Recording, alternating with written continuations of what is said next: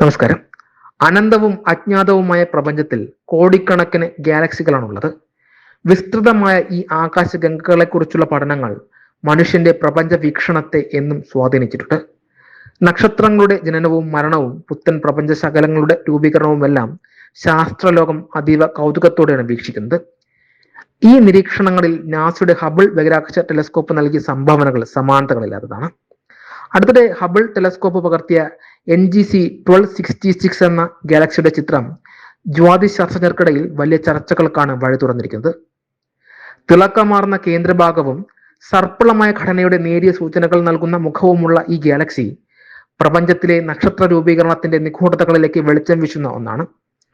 ഗാലക്സികളുടെ പരിണാമഘട്ടങ്ങളെക്കുറിച്ച് വ്യക്തമായ ധാരണ നൽകുന്ന NGC 1266 കുറിച്ചുള്ള ശാസ്ത്രീയ വിവരങ്ങൾ ഏറെ വിസ്മയകരമാണ്.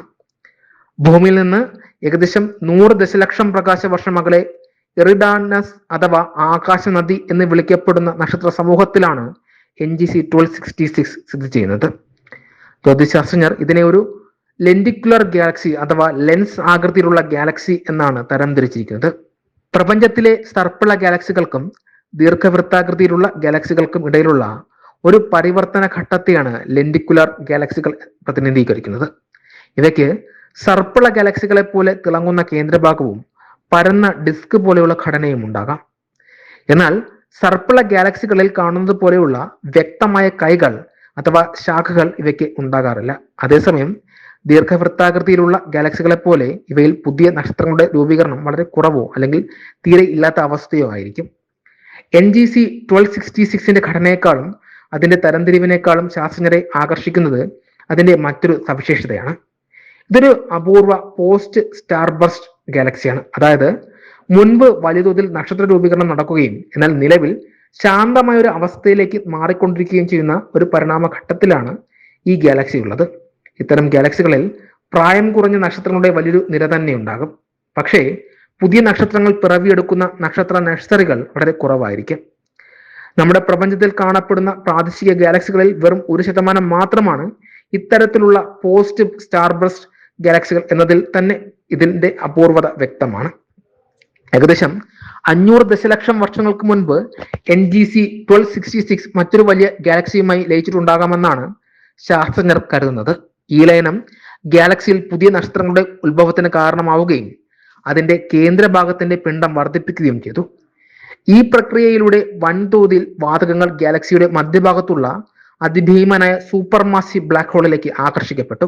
അളവറ്റ പദാർത്ഥങ്ങൾ ഉള്ളിലേക്ക് എത്തിയതോടെ ഈ ബ്ലാക്ക് ഹോൾ അതീവ സജീവമാവുകയും ഒരു ആക്റ്റീവ് ഗാലക്ടിക് ന്യൂക്ലിയസ് രൂപപ്പെടുകയും ചെയ്തു. ബ്ലാക്ക് ഹോളിന്റെ ഈ അമിത സജീവത അതിന്റെ ഭ്രമണ അച്ചുതണ്ടിന് ചുറ്റും അതിശക്തമായ കാറ്റും വാതക പ്രവാഹങ്ങളും സൃഷ്ടിക്കാൻ തുടങ്ങി. കാലക്രമേണ പുതിയ നക്ഷത്രങ്ങളുടെ ഉത്ഭവവും ബ്ലാക്ക് ഹോളിൽ നിന്നുള്ള ഈ ശക്തമായ വാതക പ്രവാഹങ്ങളും ചേർന്ന് നക്ഷത്ര രൂപീകരണത്തിന് ആവശ്യമായിരുന്ന വാതക ശേഖരത്തെ മുഴുവൻ ഇല്ലാതാക്കുകയോ അവയിൽ അവശേഷിച്ച വാതകങ്ങളിൽ പുതിയ നക്ഷത്രങ്ങൾ ഉണ്ടാകുന്നത് തടയുന്ന തരത്തിലുള്ള അസ്ഥിരത സൃഷ്ടിക്കുകയോ ചെയ്തു.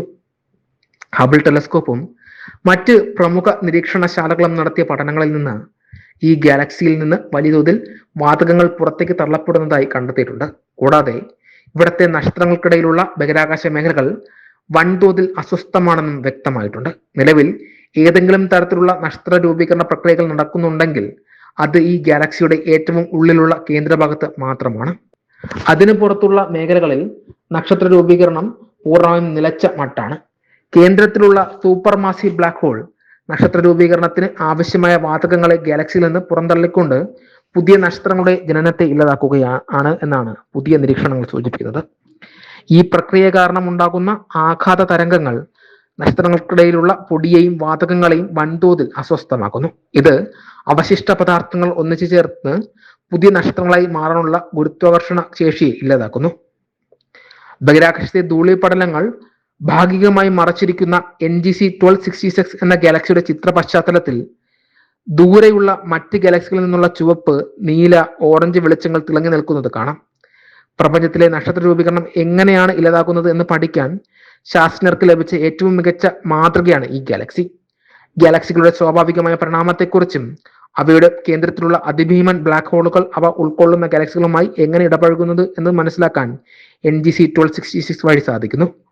പ്രപഞ്ചത്തിന്റെ ഭൂതകാലത്തെയും ഭാവിയിലെ മാറ്റങ്ങളെയും കുറിച്ചുള്ള ശാസ്ത്രീയ അന്വേഷണങ്ങളിൽ ഈ ലെൻഡിക്കുലർ ഗാലക്സി എന്നും ഒരു നിർണായക പഠന വിഷയമായി തുടരും. വെബ് ഡെസ്ക് തത്തുമൈ TV.